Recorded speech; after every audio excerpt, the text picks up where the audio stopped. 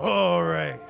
Ladies and gentlemen, my name is the High Priest, the Metascience final boss, the Metascience CEO, the Metascience captain, the Metascience commander-in-chief, the Metascience champ, the last real revolutionary, the greatest of all time freedom fighter, the reigning, defending, heavyweight microphone champion of the world, the Grand Hierophant, AMUN, you done know Metascience.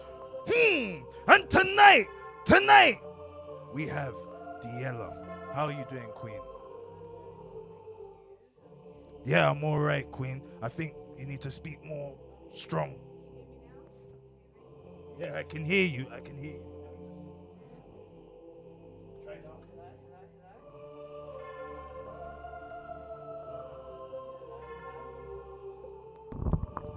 My bad's not even on. Yes, I can hear myself now. But how are you? I'm good. How are you? Yeah, I'm all right. It's been a lot of stuff going on today, but thank God we're in the studio tonight and making it happen. So let's get cracking. I saw you at some gig.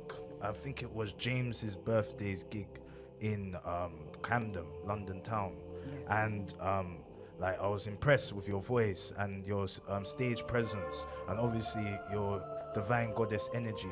And I believe that you have the potential to be a superstar, and that's why I invited you here tonight. That means a lot. Thank you so much. Because again, there's not a lot of people that see something in people. So, I mean, that what you just said, means a lot. Thank you so much. No worries, Queen. No worries. But we're gonna get down into business and get your story out there, because you are one of a kind, one in a million, and the whole world needs to know. So tell me about your story. How did you become DIYALLA? Okay, so from a very young age, I've always adored music. I guess it's because family always played music in the house from different genres: funk, soul, rock and roll. So I just kind of grew up in that environment, and even watching music channels as well. Like, I was always just glued to it. There was something so fascinating about artists and how they, give it up, and how they really just, perform and sing and stuff like that. So I've always been mesmerized by that. And so, I've always just wanted to be a performer my whole life. Like, it's just crazy. But, as I got older, there were certain things that happen. Sometimes you feel like it's not, if that dream feels so far, especially when you don't know how to go about it. So I just, childhood, teenage years, I would sing, and I'll do talent shows and join the choir and all of that, and perform in certain things here and there. But I just didn't think it was possible. Oh, okay. Yeah.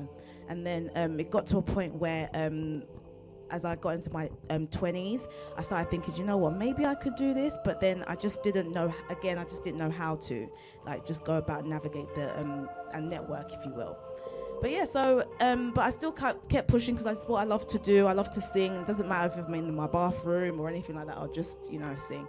Anyway, so then later on, I started doing, now I'm in my 30s, and I just started doing music for myself. Oh, and really? I thought, you know what, actually, I might have something here. I might, if I have my own stuff, then maybe I can just follow through with it. Because a lot of the times when I was trying to do it prior, in my 20s, everyone would ask me, do you have your own music? And I'll be like, no, because I didn't know where to go and what to do. Okay. And So what, you were doing covers and Yes. more or less that, yeah? Yeah, I was doing covers. And as much as I enjoy covers, but then I think people want to see authenticity. They want to see you. They want to see what you bring to the table, what you're all about. So, having that in the back of my head, I was like, right, okay, I need to figure something out. How can I make this work for myself and for other people to get to know who I am? So then, there was one point I took some time out from work, and I just sat there and I just played with one of those what do you call that, garage band or something. Oh, yeah, okay. it was garage band. So I just started playing around with some beats and stuff, and I was like, actually, wait a minute, this sounds all right. Okay. So then I started doing that, and then and that's when I decided, you know what, you're gonna do this for yourself, and you're gonna push yourself, and you're gonna, because this has been a lifelong dream to be in this space. I see. Yeah. Okay. What era are you from? Like, what music resonates with you the most? Oh wow. So I am an R&B, 90s R&B lover. I love that sound. That's my first love. That's my passion. But I am highly influenced by rock and roll, That's nice. jazz, Yeah, yeah. soul, disco. So and even some international sounds as well. And yeah, so I've been highly inspired by a bit of everything. I believe, yeah, and that's what's kind of inspired my style and my sound as well. No, I hear that. I hear that still. What would you describe the genre of your music? So again, it's very much R&B, pop rock with a bit of Afro beats as well, and maybe a touch of EDM music, just a little bit. Because again, I want to be diverse, because I do believe that music is an international thing, and I feel like a lot of people can resonate when the music, is like a different genre of some sort, and I feel like they can resonate when it's like diversity. I get it. When there's diversity. Okay, so like, is it you purposely make it broad or diverse? Well, not okay. So like it's not marketing. So it's hard because it's weird, because whatever sounds good to me, I just think is great, and I feel like I'm inspired with what I hear and what I think is good. So, but I guess that's the diversity of it all, because I feel like whatever I feel is good, whether it's dance music, house, or even garage, or R&B, soul, whatever it is, if it feels good to me and it sounds good, then that's fine. I'll just go with it. I hear you. Okay, here's a good question though. How do you feel when you listen to your own music?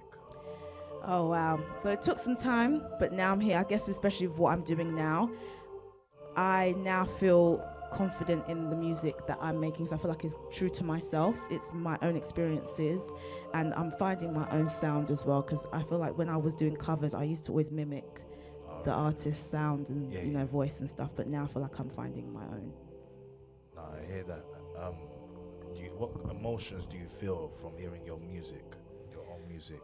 I feel joy, because again, I write my music as well, so it's like a boost of like confidence to say, wow, you did this, you took the time out, you wrote your songs, you played around with the beats, you did everything yourself. So I do feel a sense of accomplishment. But then not only that, in terms of how I feel like, wow, this is me, and hopefully someone can relate to my sound and my music. No, I understand. So it's like it is therapeutic. It is also helping with one's self-esteem. And then you can connect with others that feel the same like you. Yeah, pretty much, yeah.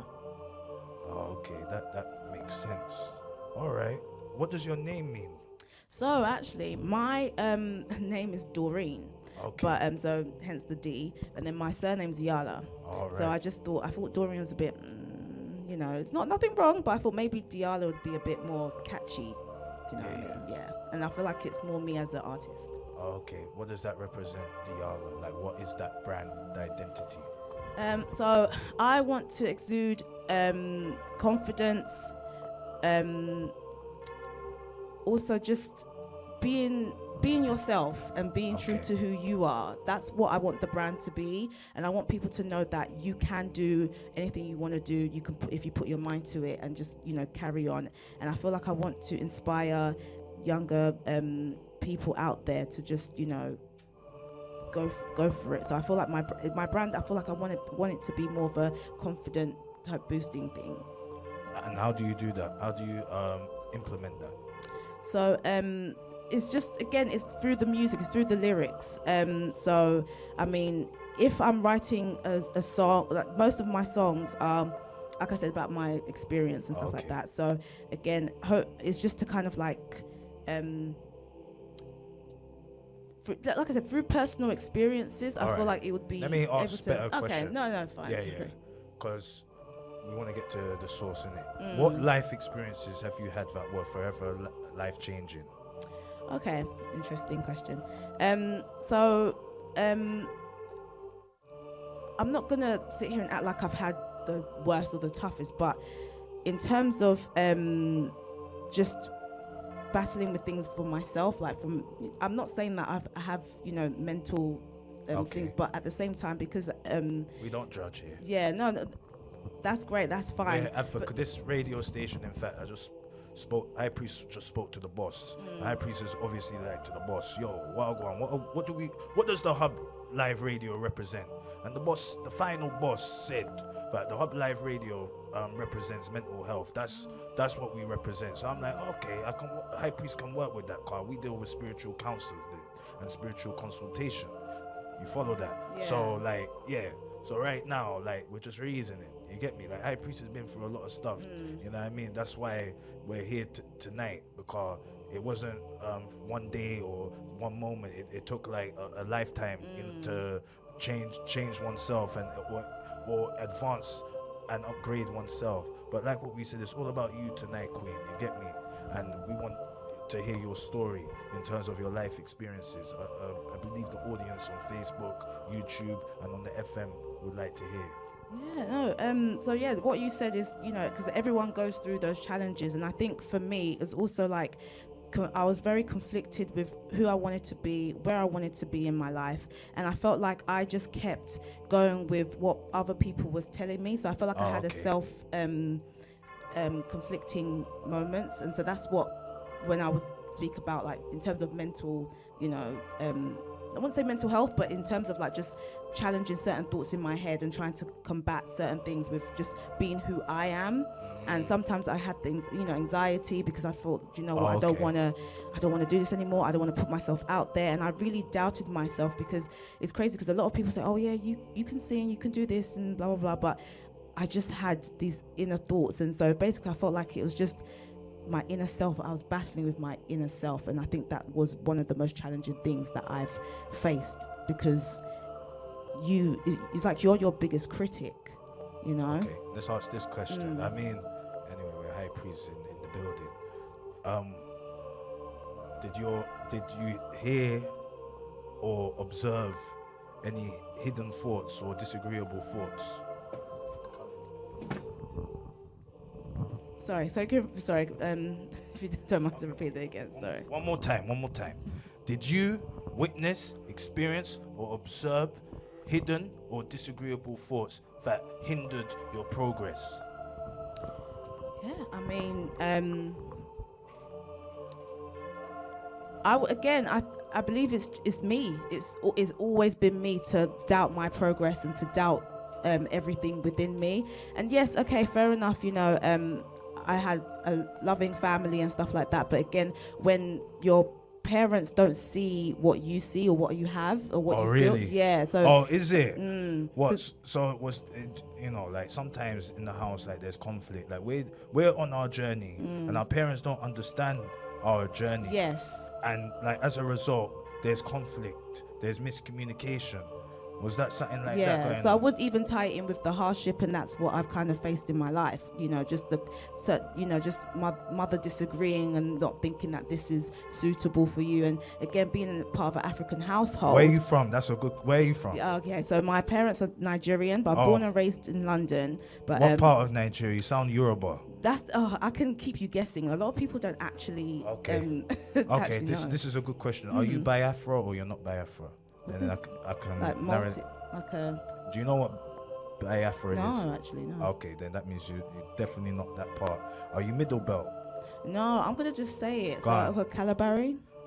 Oh, so you are Biafra. Oh, okay. So you're from. I don't know. So you could be my cousin. Oh, shit. On a serious thing, like seriously, like I'm not joking. Like the last person that was from Calabari was BGB performed. Oh yes, I know. Yeah, him.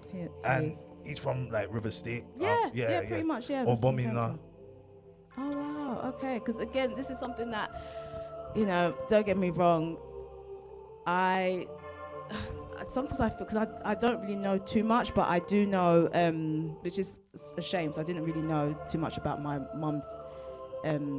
I know, the basics and stuff, but I guess being here, I felt like she tried to not discard the heritage or anything like that, but again, when you live a different culture, you just end up just, you know, What, you kind of just what you know, adapt Yeah. to what you know, and you just kind of like forget, because she still knows her mother tongue, she speaks it, but I only know bits and pieces here and there. So, yeah. I hear that. Have you been to Nigeria before? Oh my gosh, when I was like 10 years old. Oh, okay. So it's been a while, and I kept saying to myself, I need to go back. I really do, because it's, you know, I see even on like I know social media is whatever, but you know, you see on social media and people are just traveling and just wanting to go there and, you know, have a great time, and the culture is so rich and full, and that's why I feel like I'm disappointed that I haven't really taken extra steps to, you know, to, you know, get to really know. But that's on my to-do list. It's never too late, so that's what I'm gonna try and do in the future. Absolutely. All right. What is your mission and on your musical journey?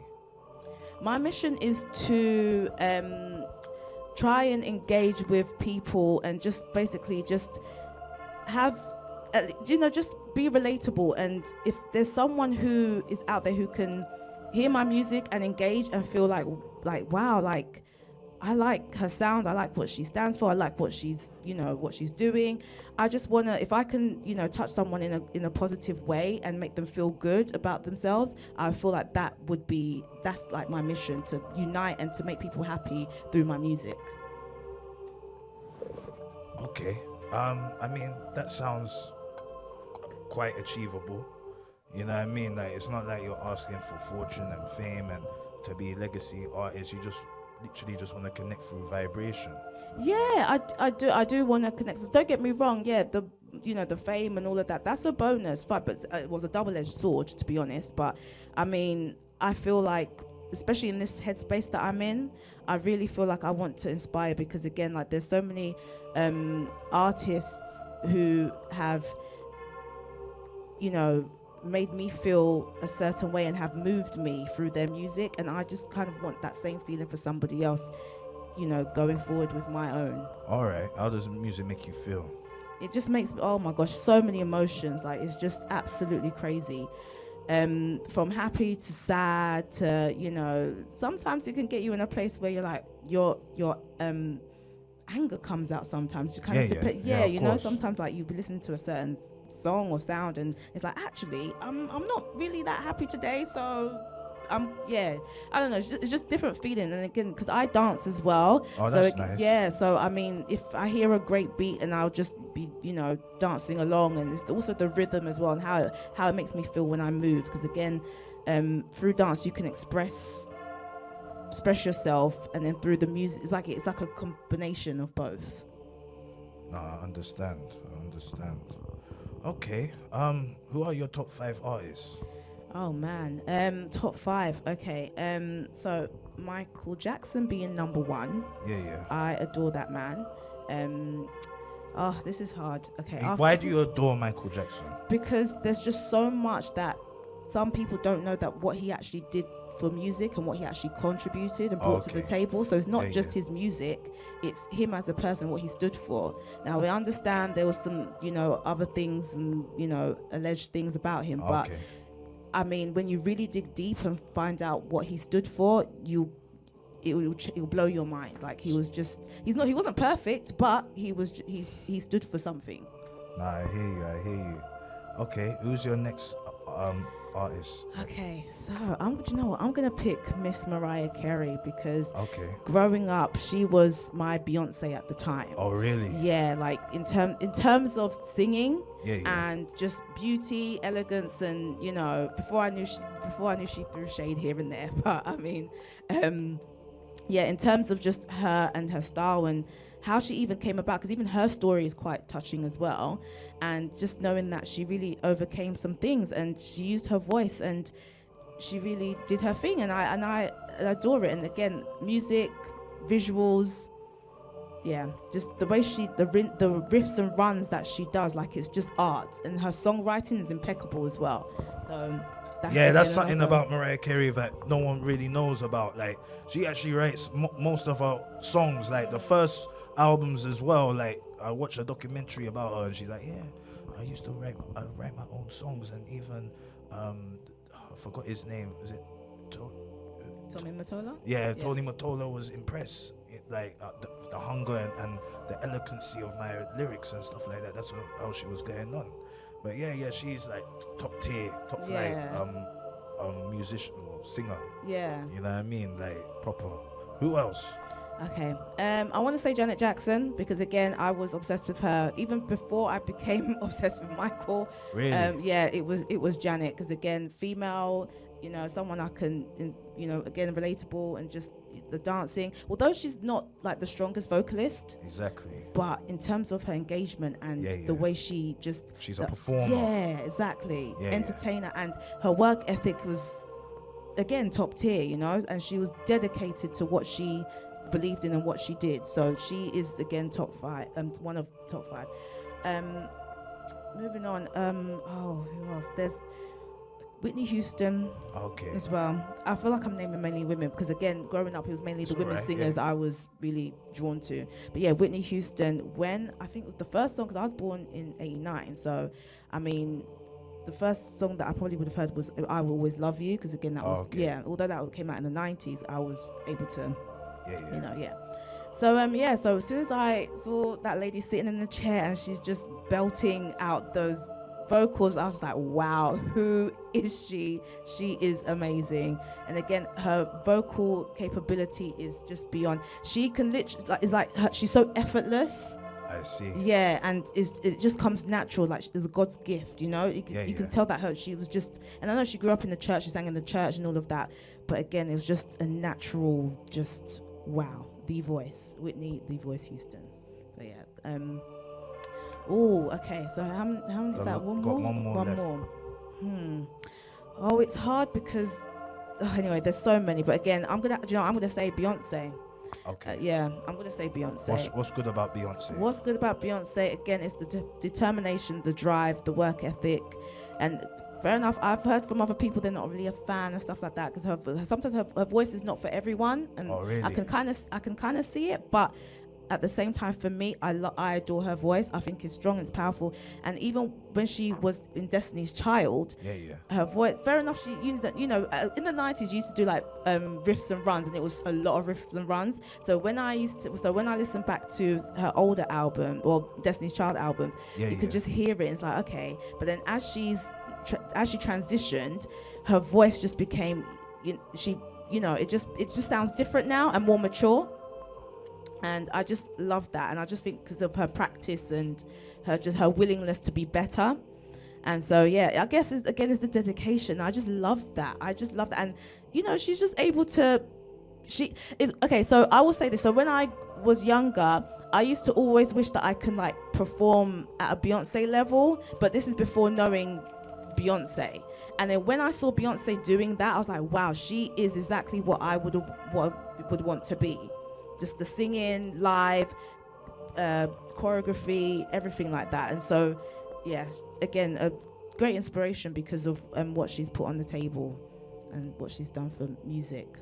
No, I hear that still. Like, Beyonce, she's good, but she's bossy though, but she's good. And that's the thing, everyone has their, different opinions, and fair enough, but it's true though. Yeah, and I'm not disputing it because I don't know her, so but in terms of her work ethic and everything, I mean, but then I see what you mean about being bossy, but then, the certain levels that she has to contend to, I feel like maybe that would she's be... a diva, you get me? But she was born for it, you know what I mean? At the end of the day, you know what I mean? But it is what it is. Yeah, I mean, exactly. There's gonna be people who have their moments and like, ugh, but I mean, in terms of the artistry, okay, she's top tier. Yeah, she's top shelf. Yeah. All right, cool.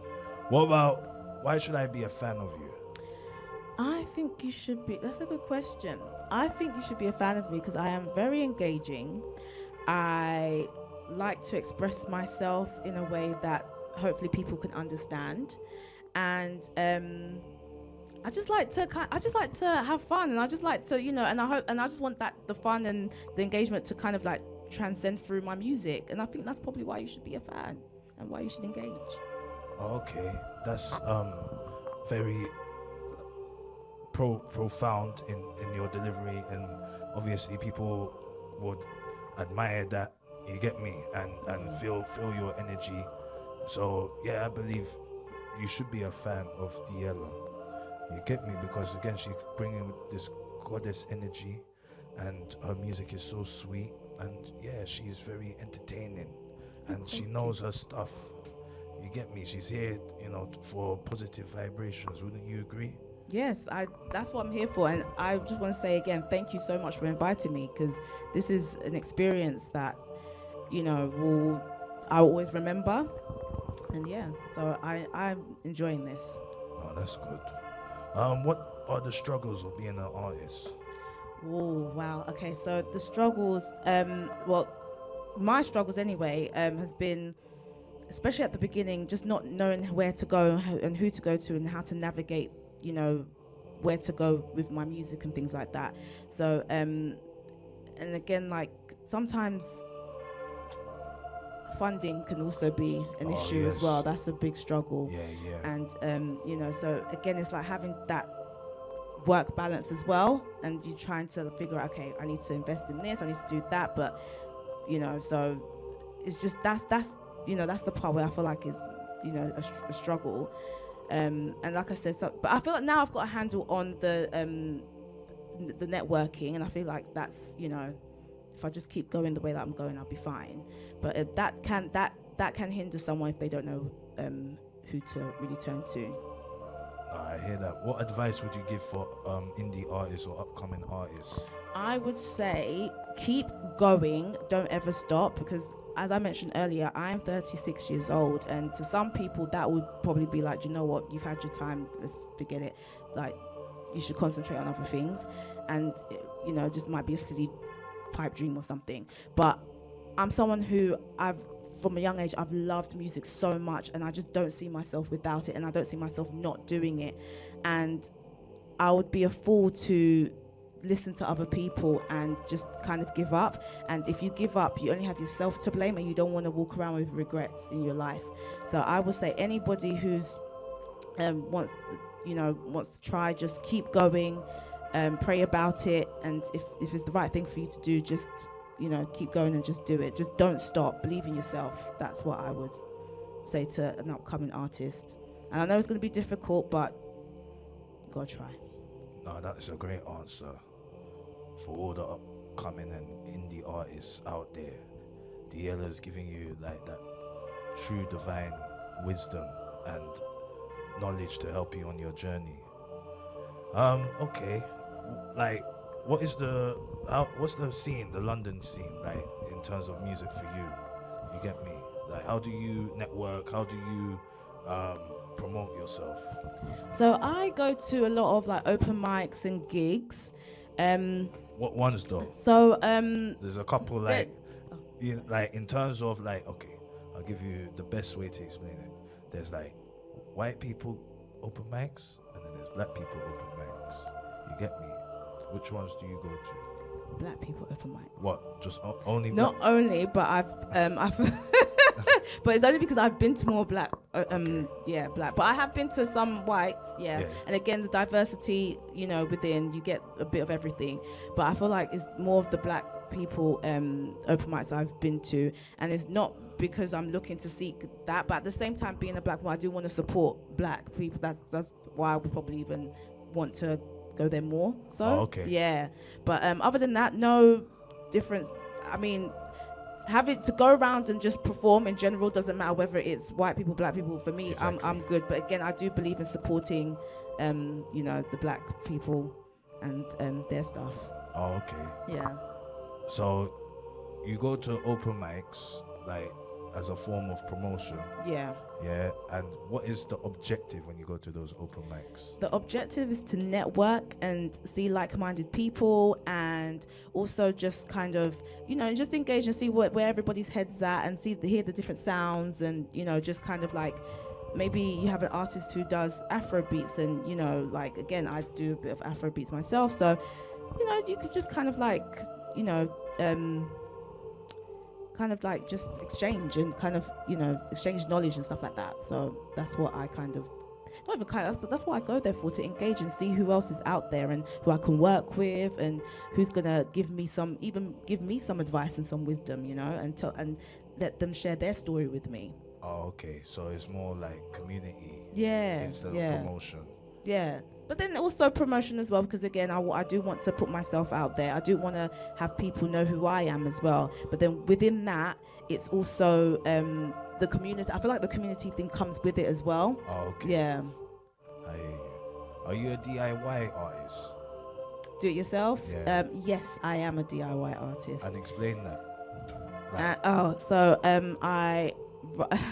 I basically fund everything myself. So I write, I sing, and then I also produce as well, and to the best of my ability. Like I said, I invest in myself, so I am a DIY kind of artist. I am, hopefully in the future, I am looking to work with some amazing people to like kind of help in the future. But for now, I feel like, do you know what, I feel like me doing it myself is actually not a bad thing. It can be stressful, but it's not a bad thing, because you learn, and it's always good to learn something new so that you can go further with it. No, of course. Do you have your own studio? It's home studio. Okay. That's nice. I feel like it's it's easy now. Like, you don't need to go to the big studio. Like, you only need to go to the big studio like if you got a band and even then, like, you can find a way to record like live instruments and all of that kind of stuff. Yeah. You get me? But yeah, like what advice would you give like for someone that wants to be a DIY artist? What do they need? Like, what's the priorities? I would say find if it's just a space in your room, try and find a good space in your room. Try and buy. If you can't afford the best of the best, you're just a beginner. If you are a beginner, just invest in something that will get you to the next level. But yeah, invest in some affordable equipment. Get yourself the software, and just practice and just fiddle around. But I definitely think the workspace is something that you would definitely need to, if you're gonna do it yourself. And also, again, if you need help, maybe YouTube as well, like all that information as well. Okay, yeah. I hear you. All right. What ends are you from? So I'm from East London. Where in East? Stratford. Okay, Stratford. And how was it like growing up there? So, before Westfield and all them things there? Cause I know them ends. Oh, okay. But yeah, go on. So I'm going to take it way back. Yeah. So even some of my friends, actually, they don't know this. So this is kind of like an exclusive. So I was actually born in South London. Oh, okay. Yes. But I think about the age of 3 years old, I think 2 or 3, something like that. I then moved from South to East London, and and so I've just always been in the borough Newham, and so I mean it's just been so I don't know, just being in the East. Do you know what, I can't, it's just weird. I feel like because I've been there pretty much all my life, I adore, as much as it's annoying, but I do adore East London as well. It's all I really know now. So, I'm so familiar with it, and it's just home, Oh, okay. Yeah. All right, so you got a lot of positive things to say about East London. I wouldn't say, well, I mean, back in the day, maybe not, because it was a bit, obviously you heard, especially like Hackney and, those areas at the time, like back 20 years ago, it wasn't the best places to live. But still to this day, you get me? You know what I mean? Like, even if they try and gentrify it. No, but like, you're funny. But to be fair, I feel like anywhere in London is just, they always have their rough sides. Like there's always something negative. But I do understand where you're coming from. But at the same time, East London, I mean, they're trying. I mean, it's still, you get me? It's got its vibes, isn't it? It's just its vibes, isn't it? Yeah, it's true. It's true. And I guess because I'm so used to it, I feel like I don't. It's not that there's nothing negative to say, but I feel like because I'm so used to it, I feel like, do you know what?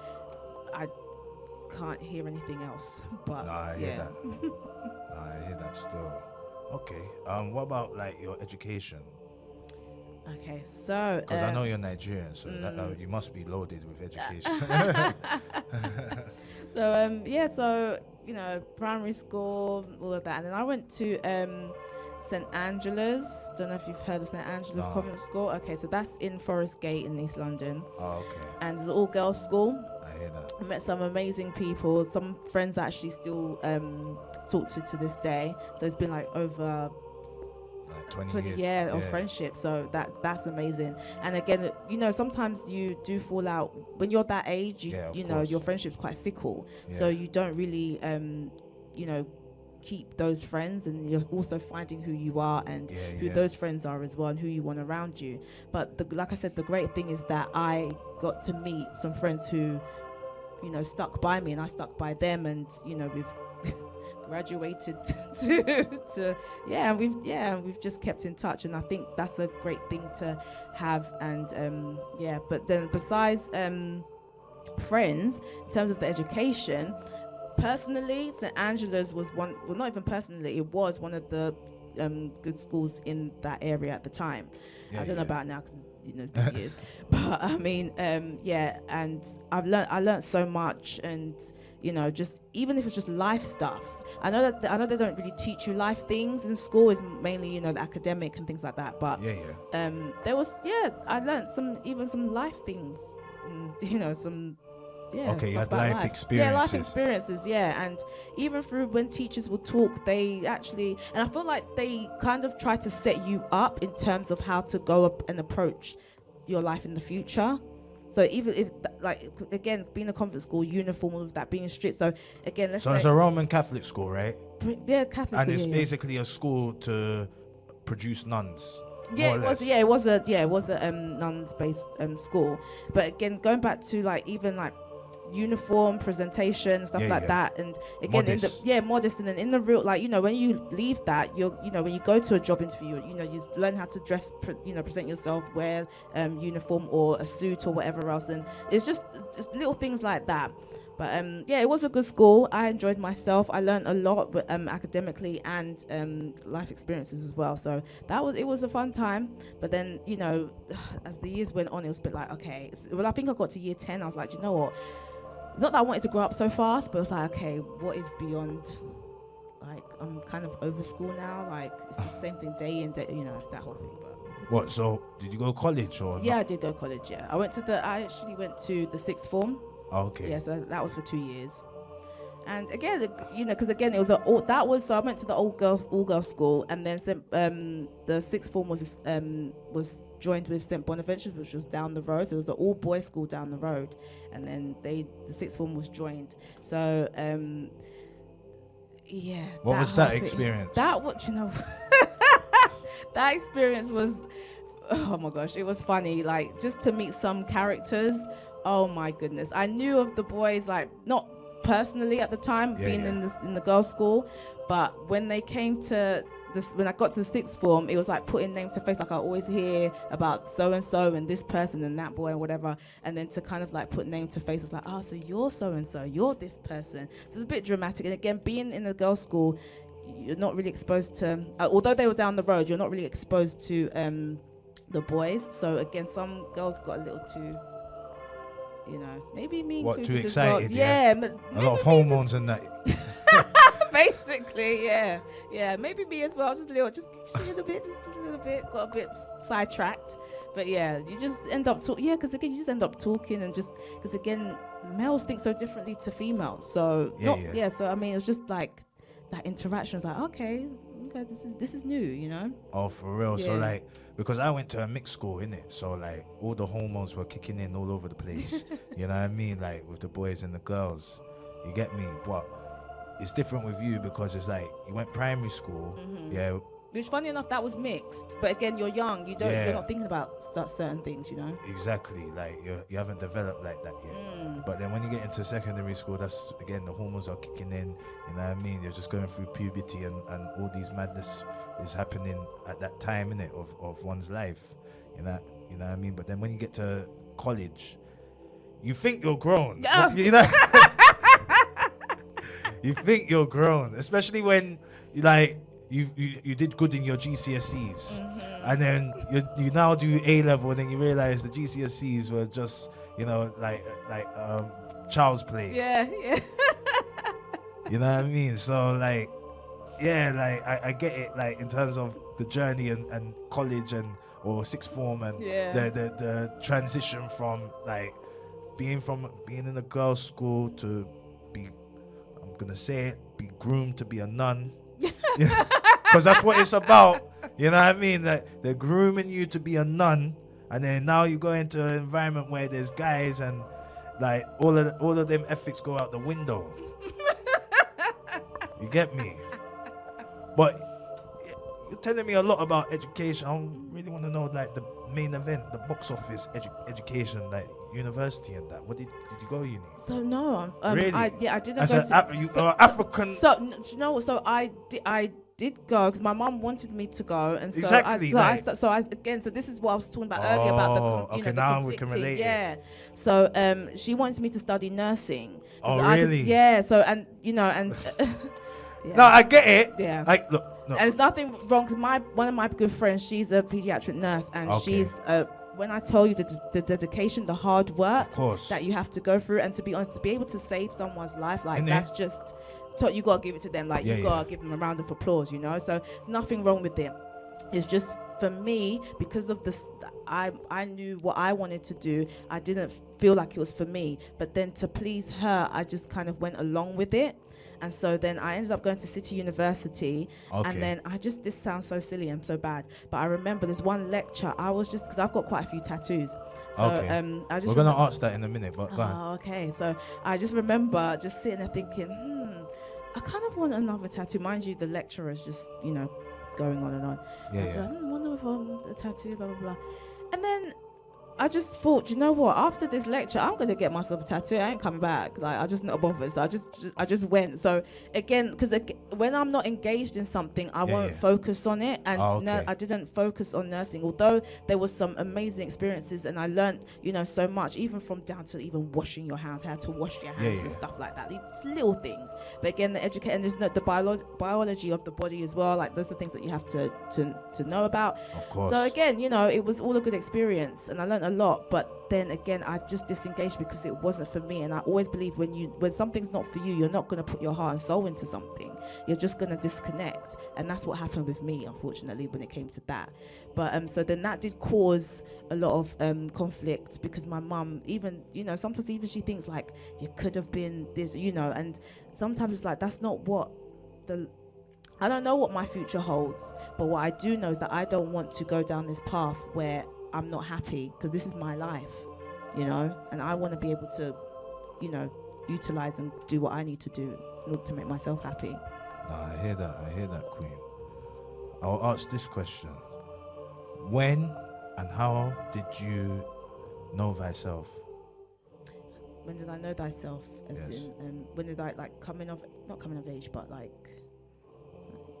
When were you aware of yourself? When did you know? When did you have an epiphany, or when did you know like who you are? Okay. And how did that happen? Okay, I get you now. Yeah. Okay, so it's never too late, but I think it was after COVID. Is when I started to really know myself and who I am and what I'm not tolerating, what I'm tolerating, because I feel like COVID, i.e. lockdown. Not i.e., but COVID lockdown, because you were isolated, it made you really think deeply about certain things, and I feel so I feel like you had self-reflection. Okay. And just a lot of time to do that self-reflection. For how many years did we? I can't even remember, but it was intense.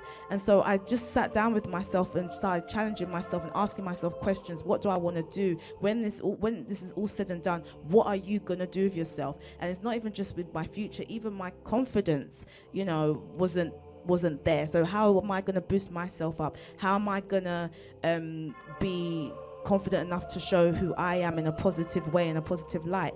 How am I going to overcome certain situations? How am I going to address certain issues with people and stuff like that? And I just started to realize that, you know what, I want to be better for myself, because another thing about me is that I have not a short temper, but I'm very fiery. Oh, really? Yeah. What's your star sign? I'm an Aries, and that's the fire sign. Yeah, exactly. Yeah, and so I'm very, I could be stubborn. I'm impulsive. Like if I want to do this now, I'm like, right, okay, I'm gonna do it. But then sometimes there's careful consideration. It depends. I'm not gonna go bungee jumping. I'm not that type of person. Okay. But I have done some crazy things. But other than that, I'm someone who's quite fiery. So I also had to question, like, how do I want to be perceived? Because I know I'm not a horrible person. So it's like I wanted to sit down with myself and ask myself, like, okay, yes, you get upset, but how do you deal with these things? Like, how do you communicate better? Like, work on yourself, like, in terms of communication and talking to people, and not trying to upset people as well, and also respecting other people and their space and their time. And if they say no, don't be upset, and understand that people think differently to me as well, and knowing that if I'm someone who I like to, a lot of people like to do as well, but I do like to, if someone does something for me, I try and I'll gift them, and then sometimes and there was a point in my life where I felt like, do you know what, not that I'm expecting to get anything back,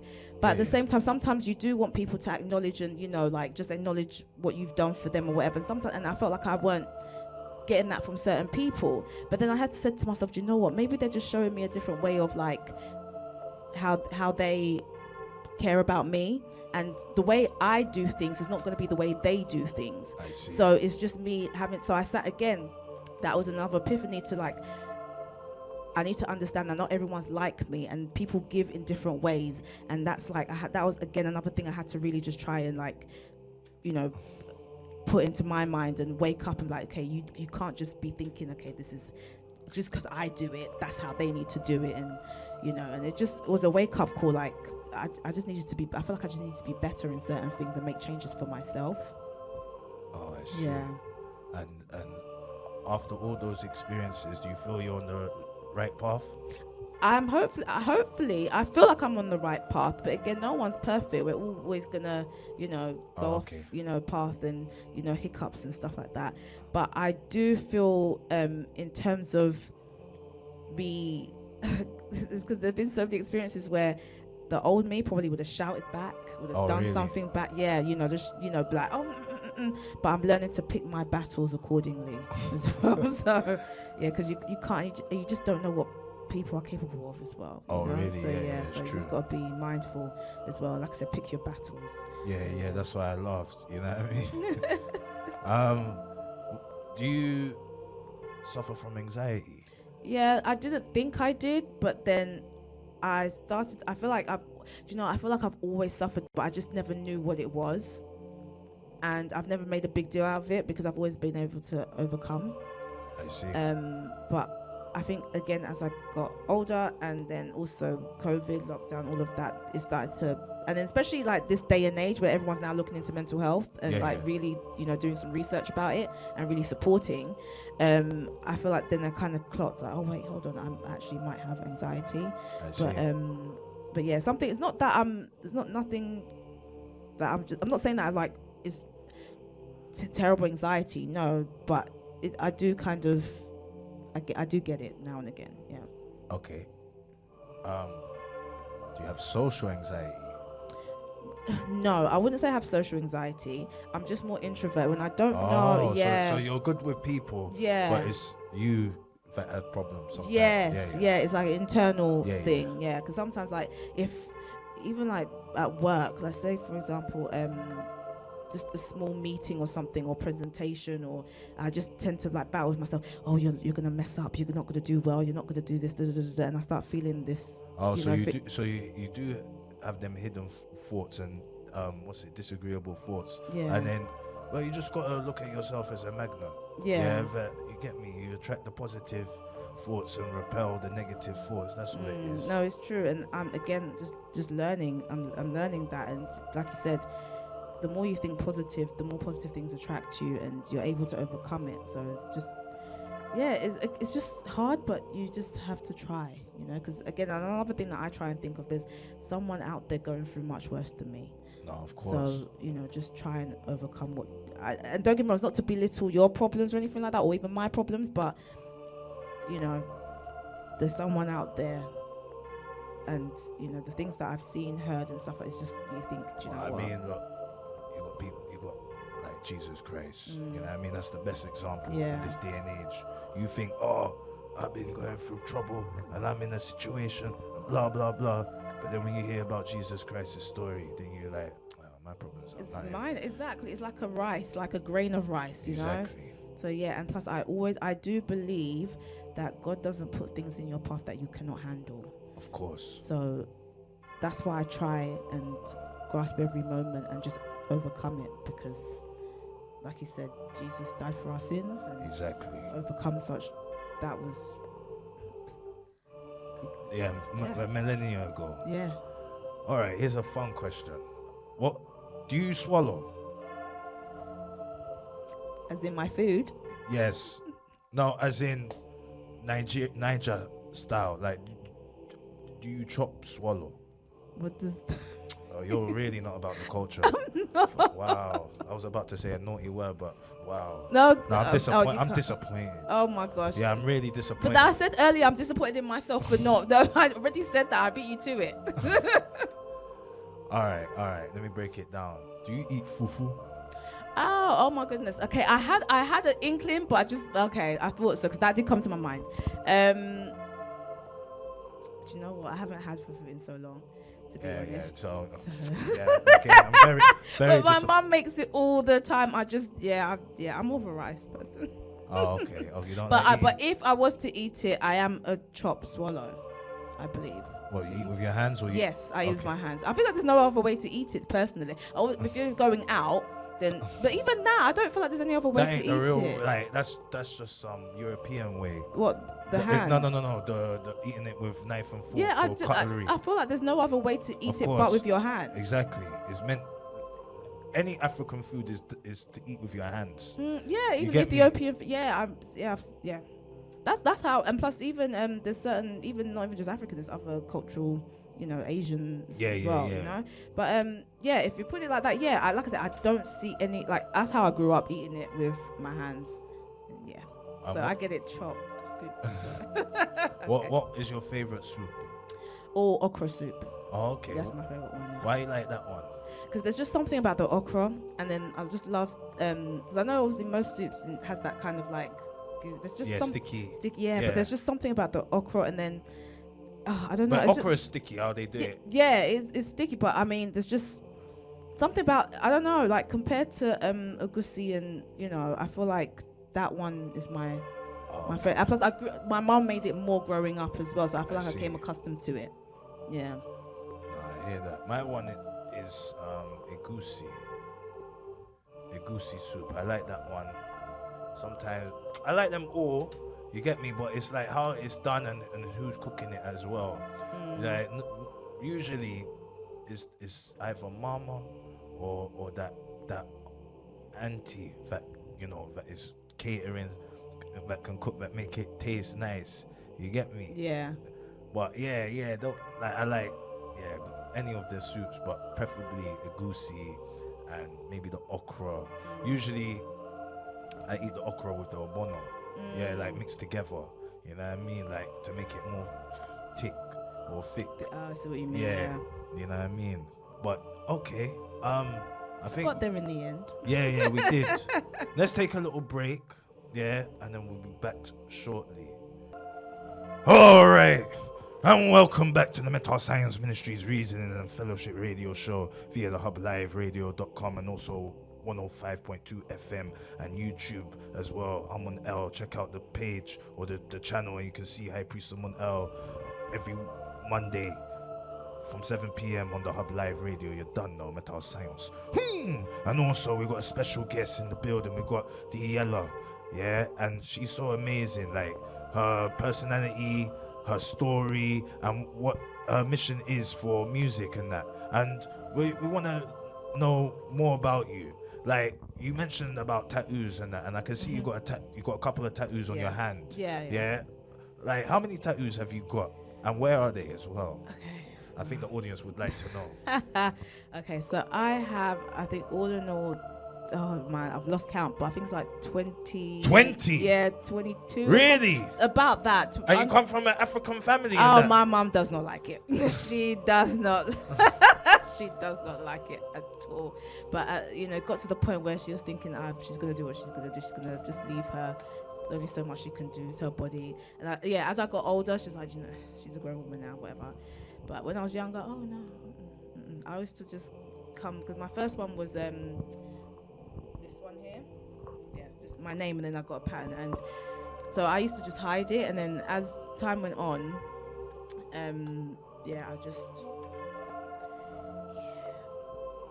she just gave up talking to me. Okay. Where else though? Oh gosh. Okay, so I've got a few on my arm. Okay. And again, I know I mentioned earlier I love Michael Jackson, so I've got like show it to the camera. Okay. So this one, which people, whenever they see it, they don't know what it is, because I think I went to a not so great tattoo artist, obviously. It's but when something to do with the trousers. Yeah, when he's on his tiptoes. Yeah. So that's what, at least you got it. But I remember someone saying to me, "Is that a special K on your arm?" I said, "Oh my gosh, why would I have special K?" But okay, I mean, okay, cool. But yeah, so I kind of want to do a cover up with that one, but whatever. But that was like a tribute one, because obviously when he passed away, I was kind of devastated. And then I've got this one. So if you're a fan of the, if you're a fan of the the Bad album, I've got that. The camera. And then so like I said, I've got a few on my arm, and then I've got some on my legs. And then some in some areas that I'm not going to share. Oh, okay. You got private tattoos and that, yeah. No, I hear that. That's not for anybody to know except that you get, Yeah. Keep that hush. Actually, I've got some on my fingers, and one says shush. So I'm gonna keep that hush. Okay, yeah. No, I hear that. I mean, like, what makes you like to get tattoos and that? So, oh my gosh, I feel like I'm being I'm gonna. Do you know what? Let me just be open. Because I didn't think I was gonna mention it. I had to really process it, because unfortunately, it did come from a bad place, because I used. Oh, okay. Yeah. Okay. And then to feel the void. That's what and I'm the thinking. pain, Like, that is something to do with the feeling of getting the tattoo. Yes. But you hit the. Exactly that. And that's how it stemmed. But then as time went on, I started healing myself. And then as time went on, I thought it was like it's therapy. Yes. It was like an external type of therapy. But then I started healing myself within. Oh, okay. And then I started looking at tattoos as more as a way to express myself and to show who I am, rather than it being a negative and for the pain and stuff. But then some of them, it's not that I regret. I regret my tattoos. It's just that I do believe that I went to some crap people to get them done. So some of them, like again, i.e. the Michael Jackson one, it's not great. So I always say, because people always ask me, I want to get a tattoo, but I'm not sure. If you're gonna get a tattoo, make sure you're sure. I personally, I know I've got so many, but I don't recommend one if you do not know what you want, and if because it's going to be stuck with you for life. You don't want anything that you're going to regret in the future. So even though I've got many, but I'm not against things. I love tattoos now. I love them. But like I said, if you don't know what you want and you're not sure, just don't go out there and say, oh, I want this one, because that's what I did sometimes. So, I hear that. Okay. What do you do for work? Okay, so at the moment I'm not working. Okay. Again, and I feel like this time period has allowed me to focus on, my journey and my craft. So, but in terms of what I I worked in facilities, so I was a facilities assistant. What's that? So basically, if you just taking care of the building, Okay. building management, and Oh, really? working with engineers and Oh, so you do assigning jobs construction? and stuff. Not so much construction, but Maintenance? more, like that. I just basically do more the admin and like the PO. Yeah, more of that, and so that's what I do. And to be honest, when I worked for the company, I did really enjoy it because it was entertainment company. Well, it was WB Discovery. So Oh, it really? was, yeah. Oh, so like again with BGB, like same thing. He works with them. Oh, really? Yeah. 'Cause there's different Yeah. entities, but okay, that's really cool to hear. Yeah. Yeah. No, that's interesting. So what? That's what you've been doing? Yeah, so all this time? so in I think I started that job in like 2018. Oh, really? And then it was just it's coming up to a year. But next month is October. So November was last year was when I was unfortunately made redundant. So because the situation with WD Discovery is they don't even know what they're doing. You know? Oh, you said it. Oh, yeah, because again, even like I've heard that again they're merging with Paramount. Yeah. Oh, you're in the know. Okay. Yeah. So like it's it's unfortunate, but it is what it is. Yeah. Okay. So I've heard that you got a new project. Would you like to tell the audience about your new project? So my new single is called At Like and is now released on Spotify and other streaming platforms. Story behind that one, I again just fiddling around with some beats and whatever, and then again, actually let me even take it back. So again, I had a bit of an experience with someone. Oh, really? And then like I just felt like, why is this person acting very weird, like acting different towards me? I don't understand. I thought we were friends. I thought we were cool, and I've tried nothing but to try and be cool with you, but just acting very weird. So then that's what led me to, in terms of the structure of the song and the lyrics. But in terms of like building it, again, I was filling with, the beats and whatever. And then I thought, actually, this sounds quite good. So I kind of just went with it. It was just like a quick, easy thing I just decided to do. Oh, okay. Would you like to perform it? Yeah, I don't mind performing it. Yeah, that would be great, actually. All right. Let's put on like on the mixing board. Hope you guys enjoy. New single, it's out now. Woo.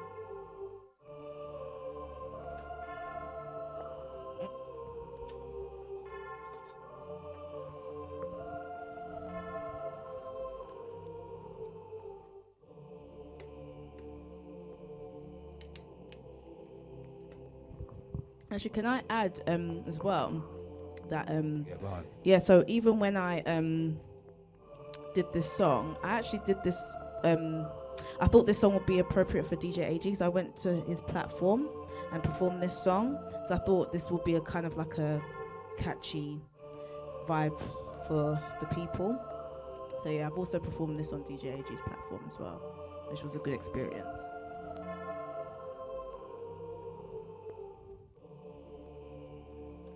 Yeah, I saw it on your Instagram and that, and it was good still. I think it was in Brixton.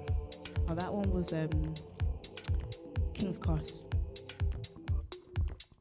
But yeah. Stand up, please. Oh, okay, yeah, sure. Yeah. Okay. Oh, yeah, it's a real performance. Okay, cool.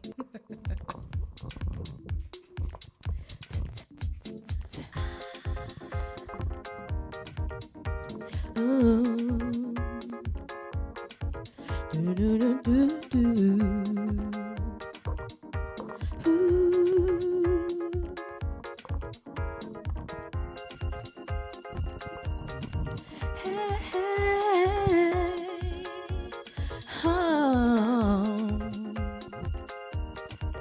Do-do-do-do-do-do.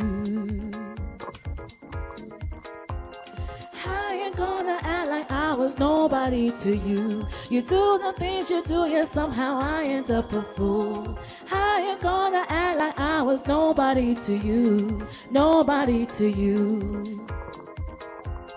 How you gonna act like I was nobody to you? You do the things you do, yet somehow I end up a fool. How you gonna act like I was nobody to you? Nobody to you. You don't even care about the way I'm feeling. You know it's not been easy. It's unfair.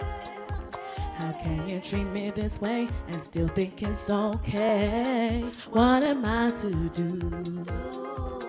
when I don't hear from you and I can't get through? The situation ain't right, 'cause all you do is decline, Oh baby, it's not right.